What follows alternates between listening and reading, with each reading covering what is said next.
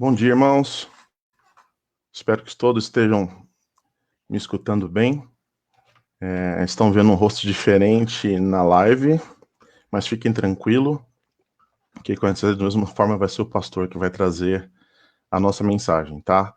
Nós estamos experimentando hoje uma nova ferramenta que vai nos proporcionar uma interação maior, um momento de louvor, um momento de oração, para a gente estar se sentindo um pouco mais próximo, né? Em função de tudo que tem acontecido, desse distanciamento. É uma bênção a gente realmente poder contar com a tecnologia, que de vez em quando nos deixa na mão, mas que está aí para nos ajudar, né? Então, nesse momento, eu gostaria de ler um versículo com vocês, que é um versículo um tanto quanto interessante em relação ao momento que nós estamos vivendo. Nosso versículo está lá em Salmos 122, versículo 1, que diz: Alegrei-me quando me disseram, vamos à casa do Senhor. Nós como igreja, nós como corpo, nós como pessoas, nós estamos na casa do Senhor. E eu queria nesse momento fazer uma pequena oração para que a gente realmente esteja agradecendo a Deus por este momento. Senhor, quão bom e quão agradável, Pai, é estarmos unidos, ó Pai, como irmãos, como igreja, Pai, como tua casa, Deus. Muito obrigado, Pai, porque o Senhor tem feito grandes coisas por nós. Senhor, o Senhor tem nos abençoado, Pai, o Senhor tem guardado as nossas vidas, o Senhor tem nos protegido, Pai. E nós estamos aqui nesta manhã maravilhosa de sol, Pai, para te louvar, para te cultuar, para te agradecer, porque tu és Deus, tu estás acima de todas as coisas, tu és um Deus atemporal, tu és um Deus indomável, como o pastor tem dito, Pai. E nós te rendemos graças porque o Senhor nos amou e continua nos amando, Pai, de uma maneira incondicional, Senhor. Nos abençoe neste dia, é o que eu oro no nome de Jesus. Amém. Queridos, eu vou convidar vocês a gente tentar fazer um momento de louvor, usando um playback, né?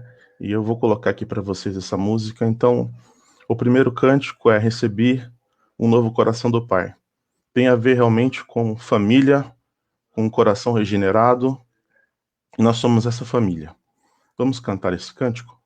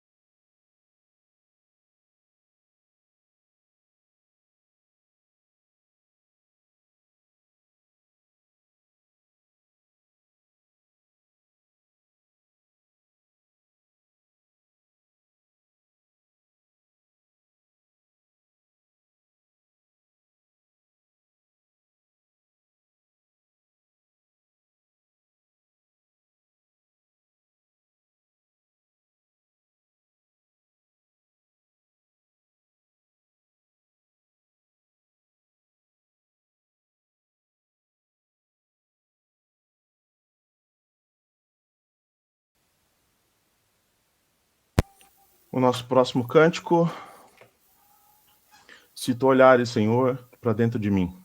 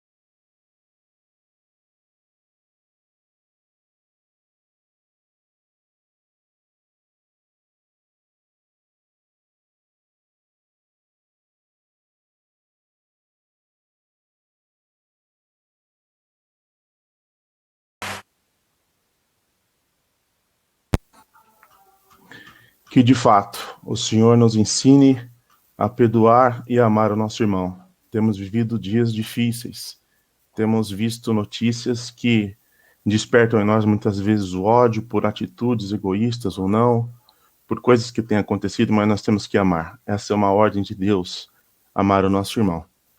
Vamos orar e em seguida vou passar a palavra ao pastor Guilherme, que vai trazer uma mensagem para a gente nesta manhã. Deus, nós te louvamos, ó Pai, porque o Senhor é grande. Nós te louvamos, ó Pai, porque o Senhor é tremendo.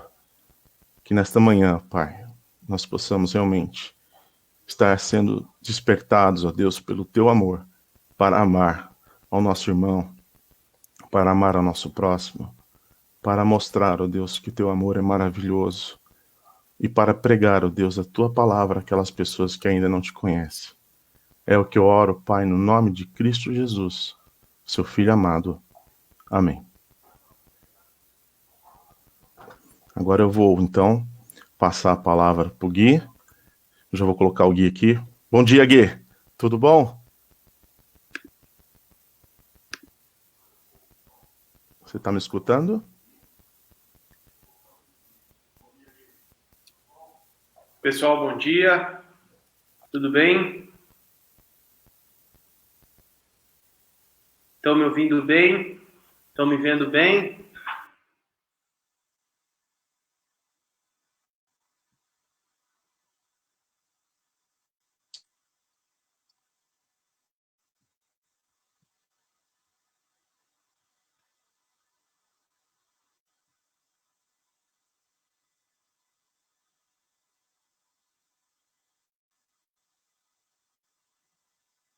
Beleza, pessoal. Provavelmente a gente deve estar com um delayzinho aí de até eu me ajeitar aqui, mas que bom que a gente está de novo junto. É muito bom poder bater um papo com vocês e a gente poder cultuar o Senhor. A gente vem de uma semana de continuidade nessa quarentena, nesse período de pandemia, o mundo ainda muito confuso com tudo isso que está acontecendo, e a gente continua os nossos momentos de reflexão na santa palavra de Deus, tentando encontrar um pouco não de resposta, mas tentando encontrar um pouco de direção nesse movimento tão esquisito que a gente está vivendo. E eu queria convidar vocês a uma série de reflexões ao longo dessas próximas semanas, onde a gente vai bater um papo em relação ao reino de Deus. E a gente vai tentar olhar para a situação do nosso mundo, tentar olhar para a situação do nosso país, na perspectiva do reino de Deus, e entrar talvez em algumas discussões um tanto quanto incômodas às vezes, ou um tanto quanto difíceis de lidar. Mas antes da gente começar, eu quero convidar você mais uma vez a ter um instante de oração. Quero convidar você, aonde quer que você esteja agora, a fechar os seus olhos, a buscar a Deus em oração, porque talvez a sua semana, apesar de tudo que a gente está vivendo, não seja tão corrida, porque as coisas vão se acumulando e talvez você não teve um tempinho de sossego, de oração, de reflexão. Por isso, feche seus olhos e busque o Senhor nesse instante. Peça para Ele falar ao seu coração. Peça a Ele direção no meio do caos, esperança. Oremos. Pai, nós te agradecemos porque mais uma vez o Senhor nos trouxe para esse período de comunhão. Obrigado pela tecnologia que nos ajuda a termos essa proximidade e mais do que isso, para a gente de forma remota se reunir como povo de Deus, para ouvir a tua santa palavra, a fim de que ela nos edifique. E esse é o nosso desejo, que o bom entendimento da tua palavra nos ajude a sermos discípulos e discípulas de Jesus, fiéis. Nós oramos em nome de Jesus. Amém.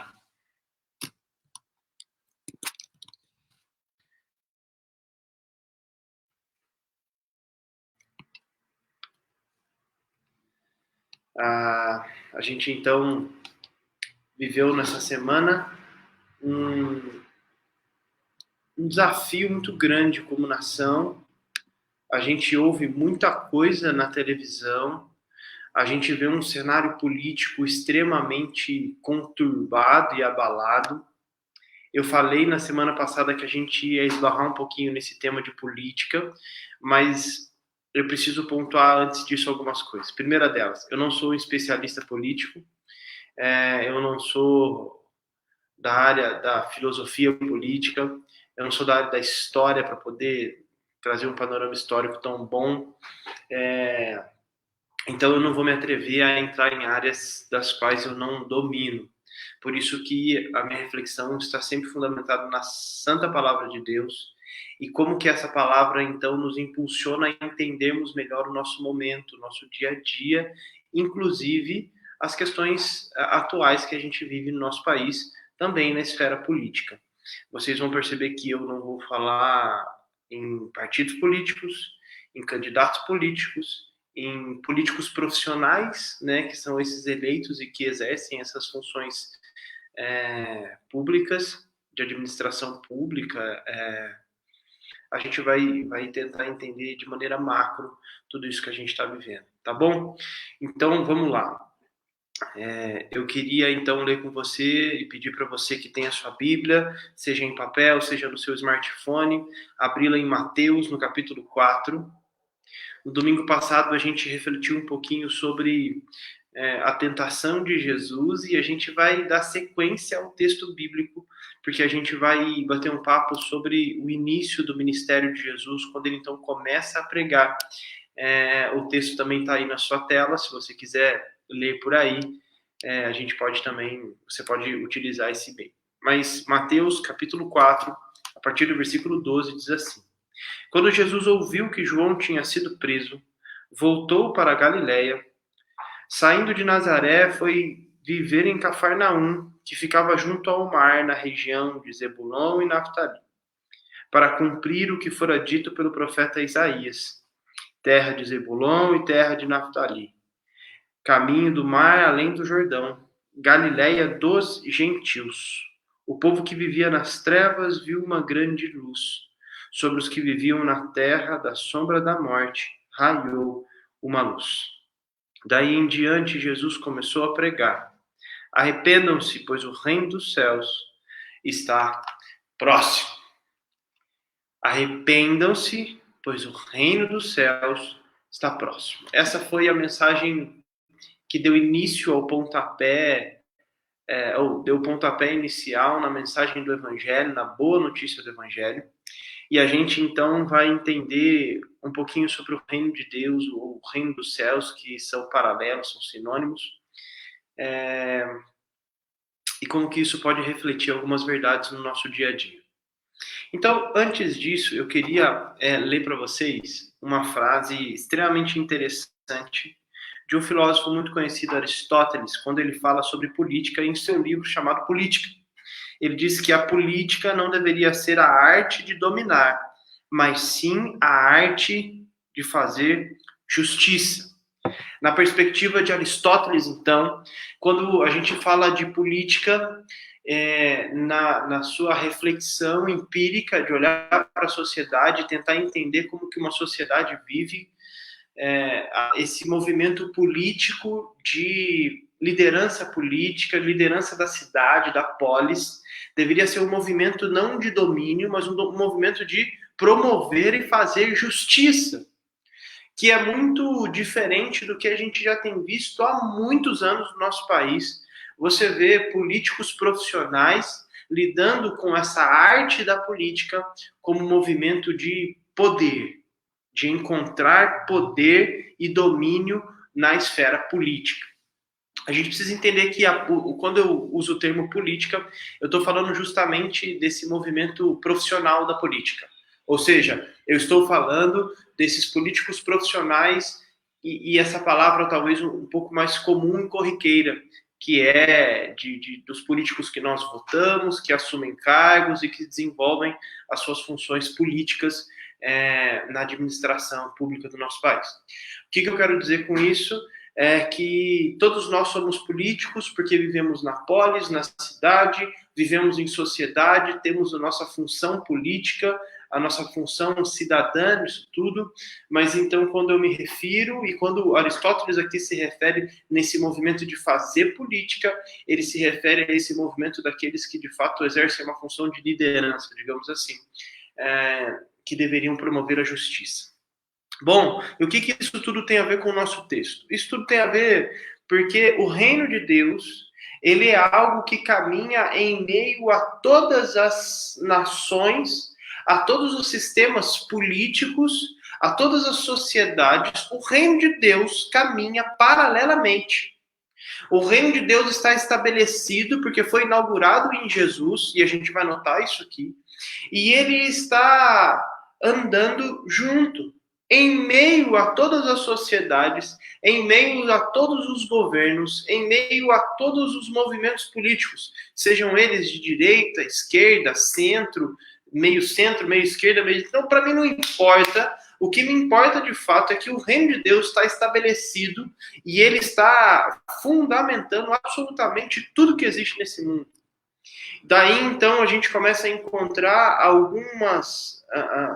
alguns insights, alguns sinais do reino de Deus que nós devemos nos atentar, porque a manifestação do reino de Deus ela é contínua, ela é real, histórica e vai acontecer, e a gente tem que entender o nosso papel nisso tudo.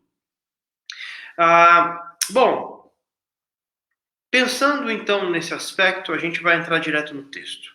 Porque ele começa falando que logo depois do batismo de Jesus, ele vai morar numa cidade chamada Cafarnaum, e é uma cidade que está localizada nessa região de Zebulon e Naftali.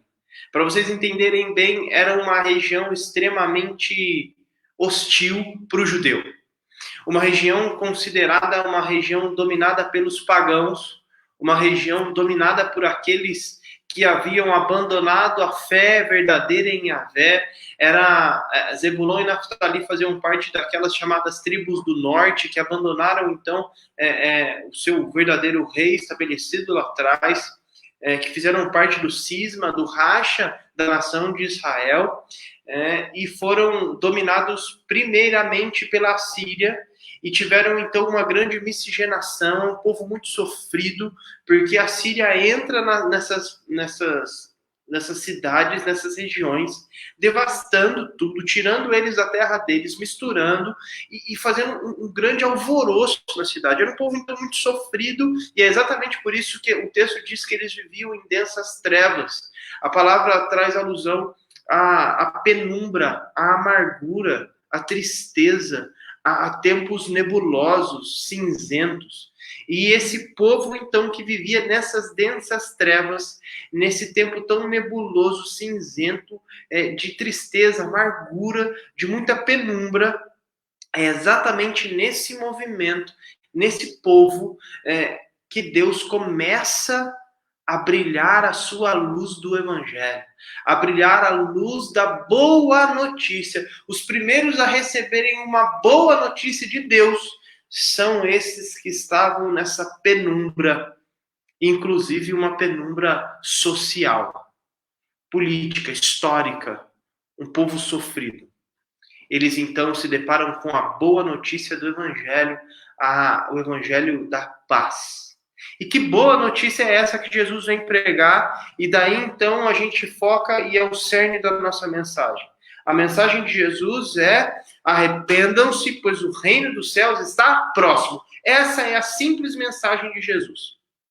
A mensagem que Jesus pregou foi: arrependam-se, porque o reino dos céus está próximo. Ponto. Acabou. É um sermão simples, rápido, direto e reto.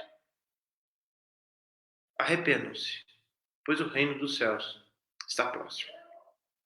Aqui a gente precisa entender bem esse conceito de reino, porque, como disse para vocês, o reino de Deus, ele traz alusão a algo não territorial.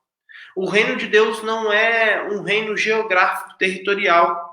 Ele não é um reino que tem a ver com um povo, com uma língua, com uma nação. Ele é um reinado avassalador, disseminado, distribuído em todos os reinos da terra. em todos os países da terra, em todos os outros estados estabelecidos na terra, em todos os países onde há os seus presidentes, ministros, vou trazer só aqui para o nosso país, aqui no Brasil, onde a gente tem 3 poderes, legislativo, judiciário, né, e executivo, onde eles exercem, então, o seu poder ou exercem a autoridade que lhes foi dada de governar. A gente tem que entender que o reino de Deus está estabelecido no Brasil, que o reino de Deus está estabelecido entre todas as pessoas, e esse reino de Deus deve dar os seus sinais, manifestar de fato que, apesar de termos governantes estabelecidos, dos quais nós próprios escolhemos, existe algo que suplanta esse governo terreno, que é o governo do reino de Deus. Porque talvez, como diz Russell Shedd, e de acordo com diversos outros teólogos, quando a gente lê o reino de Deus, na verdade a gente deveria ler o reinado de Deus. Ou seja, esse movimento do rei reinando de fato. É quando Jesus, então, inaugura um movimento onde há uma boa notícia, apesar do Império Romano estar dominando, apesar de vocês só verem penumbra, apesar de vocês não verem bons resultados, apesar da pandemia estar aí, apesar do cenário político ser grotesco, apesar de tudo parecer escuro, apesar de você não conseguir ver tanta coisa assim, eu quero dizer para vocês que existe uma boa notícia, que o reino dos céus, o reinado de Deus está estabelecido, porque esse está próximo, não é porque ele está chegando, não é porque ele está vindo, está longe, é porque ele já está aqui. Você já pode tocar o reino de Deus. O reino de Deus já está acessível a você, porque o reino de Deus já foi inaugurado 2000 e poucos anos atrás, quando Jesus inicia o seu ministério pregando: arrependam-se. Arrependam-se, porque o reino de Deus foi estabelecido. O reino de Deus já está estabelecido. Está aqui, acessível. Tem muita penumbra? Está difícil de entender algumas coisas? Não olhe para aquilo que os seus olhos podem ver, mas percebam o reino de Deus, que por tantas vezes, e para aqueles que não creem, ele é imperceptível. Imperceptível. Porque quando você olha para as parábolas de Jesus, e a gente vai ver algumas parábolas de Jesus em relação ao reino, eu vou só dar uma pincelada aqui. Ele é tão imperceptível como o fermento, mas ele leveda toda a massa. Ele é tão imperceptível e às vezes insignificante como um grão de mostarda, mas quando menos se espera, vira uma grande árvore e serve de lugar para os passarinhos fazerem os seus ninhos. O reino de Deus é como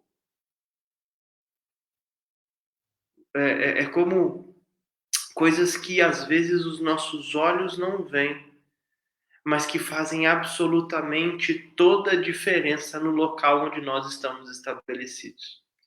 Ele às vezes não é perceptível aos nossos olhos, mas ele é totalmente experienciável.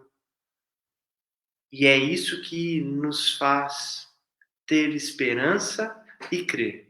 Porque isso também não fica só na subjetividade, mas ele se faz de maneira concreta. E ele, apesar de, por tantas vezes, modesto e imperceptível, ele é real, histórico, é fato.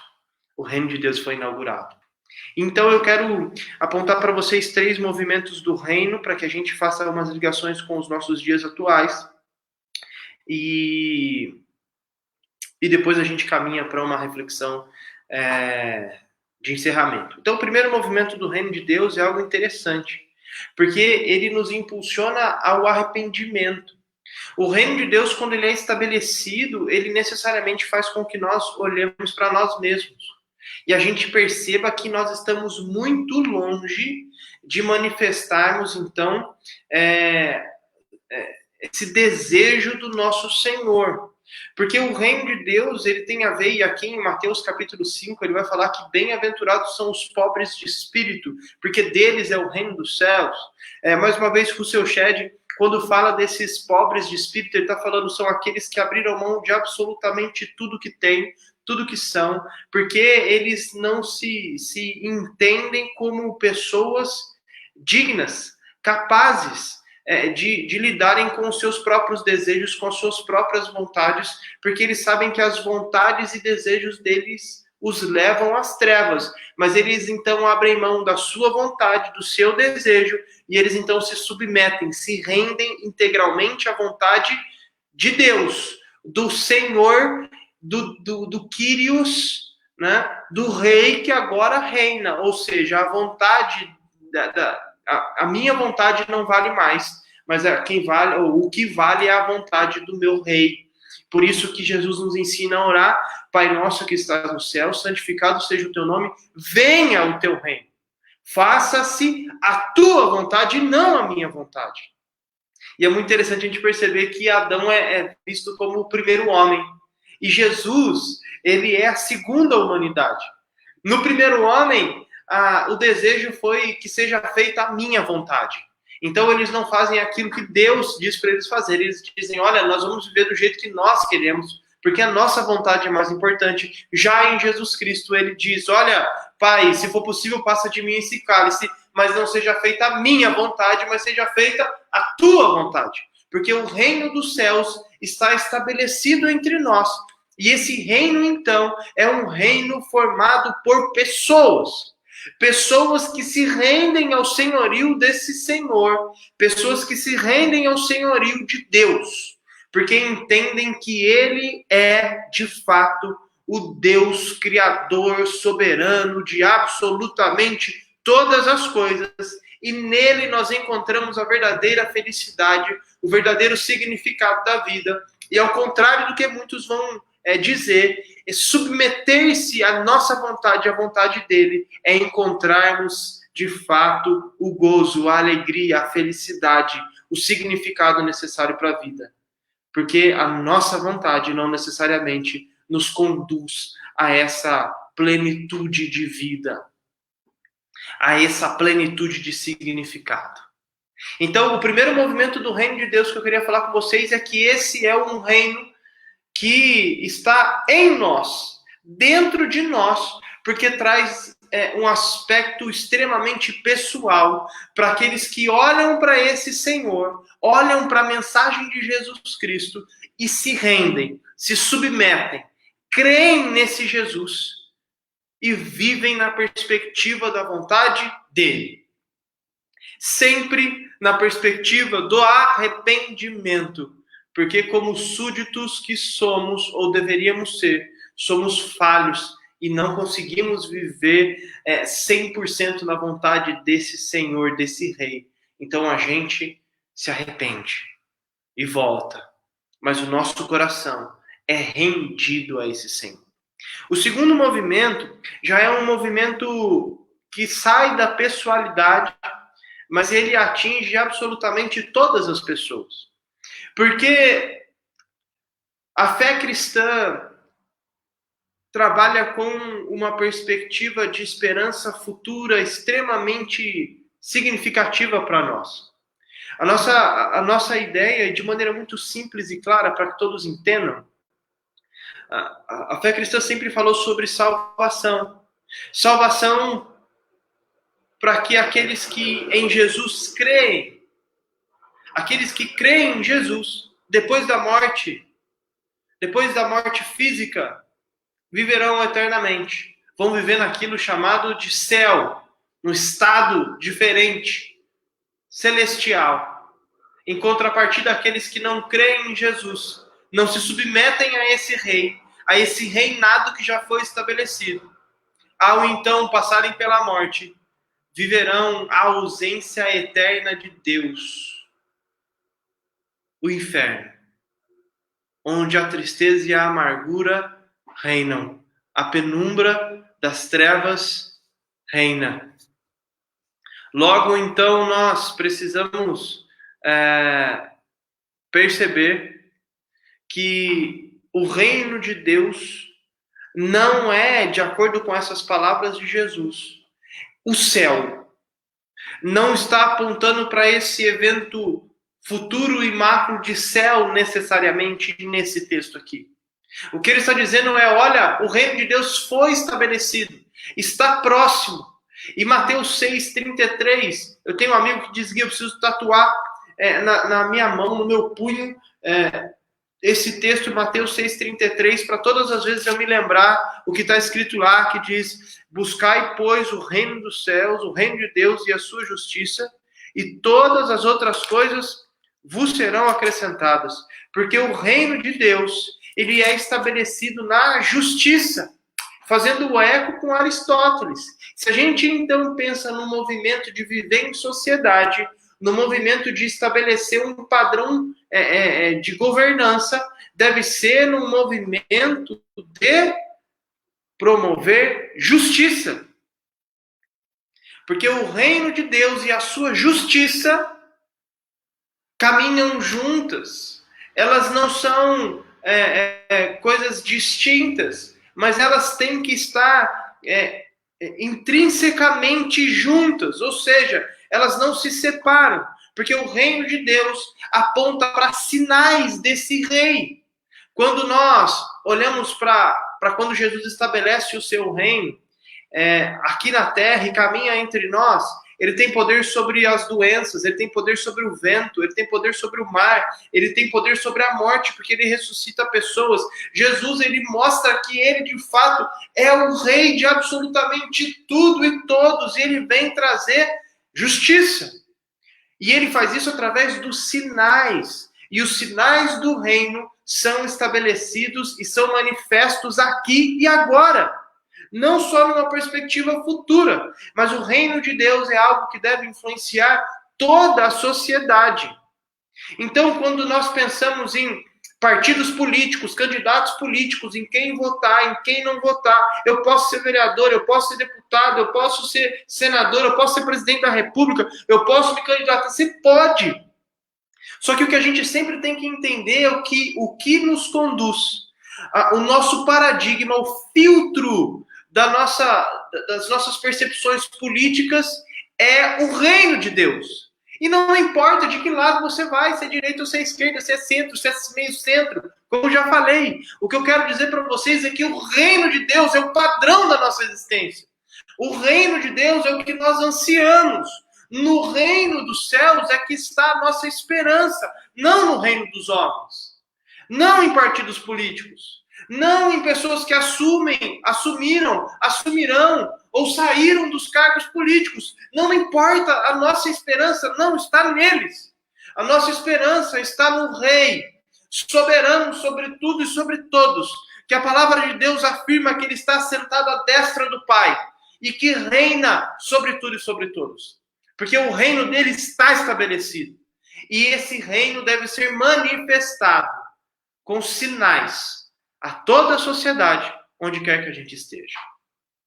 E o terceiro aspecto é, de fato, o aspecto futuro. Porque a teologia lida com o já e o ainda não. Ou seja, o reino de Deus já foi inaugurado. O reino de Deus já foi estabelecido. Mas não 100%, totalmente. Porque nós convivemos ainda com a escuridão. Nós convivemos ainda com as trevas. Nós convivemos ainda com a maldade, nós convivemos ainda, como disse Aristóteles, com pessoas tentando fazer político para o domínio, para o exercício de poder, para a manutenção do poder, pensando em si próprio e não no resto da coletividade. Nós ainda vivemos um mundo cheio de trevas, porque o reino dos céus já foi inaugurado. O reino dos céus já apontou o caminho. O reino dos céus já estabeleceu os padrões. O reino dos céus já trouxe para nós a esperança da justiça. O reino dos céus já nos trouxe o olhar, a ótica, o óculos dos céus, para nos ensinar a viver e manifestar esse reino ao longo da história. Mas nós ainda vivemos em densas trevas. Porque o pecado e a desconexão de Deus foi posta na queda, quando o primeiro homem, Adão, resolveu fazer a vontade dele. Então, essa perspectiva futura do reino, que é quando então a gente vai ver o reino dos céus estabelecido de fato e de verdade, que para nós, aqueles que em Jesus cremos, é quando ele há de voltar, quando ele há de manifestar o reino de Deus e estabelecê-lo 100%, onde não haverá mais maldade, onde não haverá mais pranto, nem morte, nem choro, nem dor, nem absolutamente nada. E aí a gente não vai lidar com questões como a gente lidou ontem. Aqui eu já me solidarizo com a Joana e toda a família que perdeu o João Batista, onde o câncer ainda rouba a vida das pessoas, onde a doença, onde a pandemia, onde um vírus faz um caos na sociedade, onde coisas terríveis que demonstram o caos da queda, da desconexão do ser humano com o seu Criador, não existirá mais. O reino do céu será estabelecido 100%. Isso vai acontecer, mas ainda não. O reino dos céus aponta para essa perspectiva futura, que é o que nos dá esperança, que é olhar para o evento da Páscoa, da ressurreição de Jesus e acreditar e ter a plena convicção de que ele vai voltar e de que o reino dos céus vai ser estabelecido de fato e de verdade. É isso que nos dá esperança.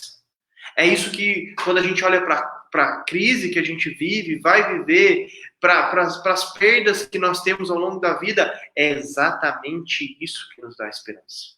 Então, o reino dos céus tem uma perspectiva pessoal, uma perspectiva social e, de fato, uma perspectiva, sim, futura. E aí, eu quero já partir para uma percepção um pouco mais de encerramento, que o que a gente faz com tudo isso? E eu queria pegar uma ideia do John Stott, que é um teólogo inglês, que ele diz que existem 3 tipos de pessoas, ou 3 tipos de discípulos ou discípulos de Jesus, 3 tipos de cristãos. Ele diz que existe o pessimista sombrio, o triunfalista iludido e o realista corajoso. Desde que eu fui de fato impactado pelo Evangelho de Jesus, no meu coração nasce um desejo e uma esperança de transformar a realidade que a gente vive. O reino de Deus, ele chega com justiça e ele necessariamente deve promover transformação onde quer que ele esteja. Como eu citei aqui, um pouquinho de fermento, ele leveda toda a massa, não tem como. É impactante. O reino de Deus, ele é subversivo. O reino de Deus promove justiça. E aqui, nessas 3 percepções de John Stott, o pessimista sombrio é aquele que olha para o caos que a gente vive e fala, meu Deus, não tenho o que fazer, esse mundo está cheio de pecado, esse mundo está em densas trevas, a gente não tem, a gente só Jesus Cristo voltar, e que então, meu Deus, Jesus tem que voltar porque esse mundo só vai piorar, as coisas só vão ficar ruins, não tem o que fazer, a gente tem que mesmo se fechar aqui na nossa casinha e esperar Jesus voltar porque as coisas só vão ficar ruins. Meu Deus, essa penumbra, esse cara sombrio, chato. A gente tem aquele triunfalista iludido, que é o contraponto desse.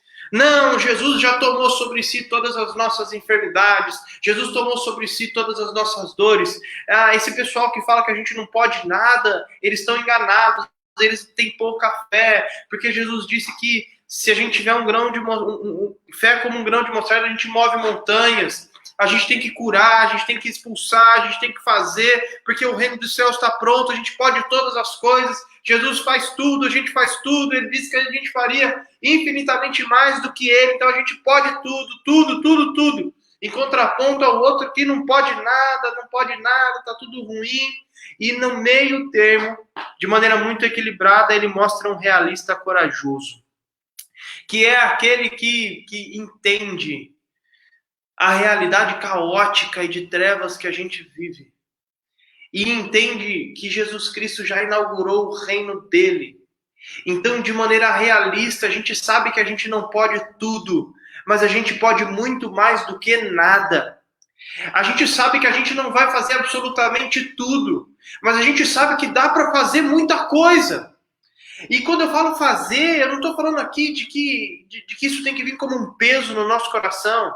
O que eu estou dizendo é que Jesus Cristo inaugurou um reino de paz e de justiça, com uma mensagem poderosa que é: arrependam-se, porque há um Deus soberano sobre tudo e sobre todos, e que reina com justiça. E que eu e você agora podemos participar desse reinado, porque o nosso coração foi submetido, porque nós voluntariamente nos submetemos a esse rei. Queremos viver da maneira que esse rei nos diz para viver. Nós queremos que a vontade dele seja feita. Então nós aprendemos e nos esforçamos para amar o nosso próximo, como Jesus Cristo nos amou. Nós queremos viver na perspectiva do amor, porque esse reino ele foi inaugurado com uma mensagem aparentemente de juízo. Arrependam-se. Mas na verdade é uma mensagem de amor, porque aqueles que viviam em densas trevas, por suas próprias atitudes, por fazer as coisas sempre da tua vontade, encontraram na cruz do Calvário a graça e o amor do juízo que caiu sobre os ombros da ovelha, ou do Cordeiro de Deus, sem mácula, sem mancha, para que eu e você pudéssemos desfrutar da paz com Deus, da paz entre nós, da paz que há na salvação em Cristo Jesus, para que a gente pudesse disseminar essa mensagem dizendo: ei, pessoas, políticos, sociedade, prestem atenção, existe uma maneira de se viver que é fantástica, que faz todo sentido, que é através do amor incondicional, de um amor que é abnegado, que abre mão de absolutamente tudo, que não espera absolutamente nada em troca. Existe uma maneira fantástica de se viver. E quando a gente conseguir viver dessa forma, submetidos a esse senhorio, haverá justiça. As coisas podem ser transformadas. A sociedade pode ser mudada, desde que a gente seja realista. Perceba o problema do caos, a esperança do reino e o equilíbrio do engajamento. Sabendo que quem faz absolutamente tudo é Deus. Sem mim, nada podeis fazer. Porque é Ele que faz absolutamente tudo. Mas para que a gente entenda que o reino foi inaugurado, que nós podemos viver na perspectiva desse reino e transformar o mundo com o Evangelho de Jesus. Parece que é mais do mesmo, mas a minha mensagem ela é sempre pontual. Pontual porque diante do caos da nossa humanidade, do caos da nossa política, do caos da pandemia que nos atinge, do caos econômico, do caos social, do caos moral, eu quero dizer para vocês que a resposta é Jesus Cristo. O reino de Deus. Esse é o caminho. É Ele que reina soberanamente sobre nós. Devemos nos submeter ao que está estabelecido na nossa sociedade. As leis, devemos ser cidadãos, devemos exercer a nossa cidadania com responsabilidade, devemos promover a cidadania com responsabilidade, devemos viver nessa sociedade como pessoas honestas, amorosas, equilibradas. E eu encerro dizendo que o que eu mais vejo em situações como no ano retrasado, nas eleições políticas de presidente do nosso país, depois de que trocou, nos períodos onde a efervescência de notícias políticas são latentes nas nossas redes sociais, nos telejornais e assim por diante, o que eu mais percebo são pessoas que amam mais outras coisas do que pessoas e o reino dos céus. E talvez isso seja porque falta um pouco do reino de Deus, da ótica e da perspectiva do reino de Deus, que estabelece os seus pilares, não em filosofias políticas não em ideologias políticas, nem na sociologia, nem na antropologia, mas estabelece no Cristo, no Deus que é o Senhor de absolutamente todas as coisas, que escolheu vestir-se de homem, vestir-se de humildade, em amor, para se tornar o Rei soberano, que está no controle de absolutamente todas as coisas.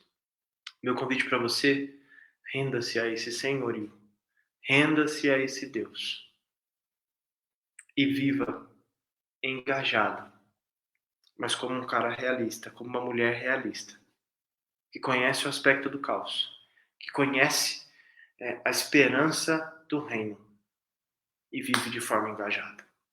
Que Deus nos abençoe. Quero orar com você mais uma vez. Feche seus olhos.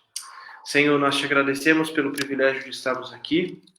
Te agradecemos porque o Senhor sempre nos desafia.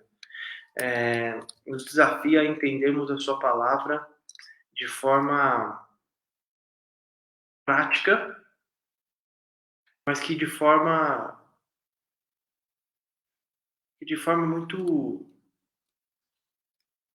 muito real, o Senhor nos traz paradigmas novos, leituras novas de textos que a gente tanto conhece.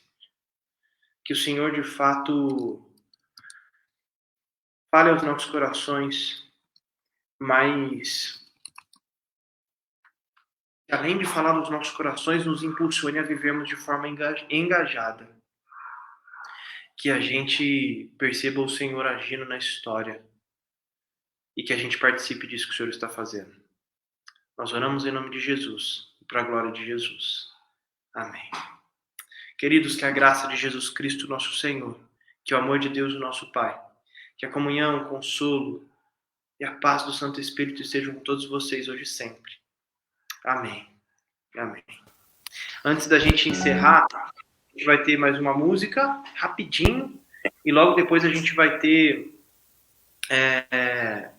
a escola dominical às 10h30, tá bom? Espero você. Aliás, a gente vai começar às 10h20, são 9h57 ainda. Às 10h20 a gente começa a nossa aula da EBD, vai até às 11h. Deus abençoe a todos, um abraço.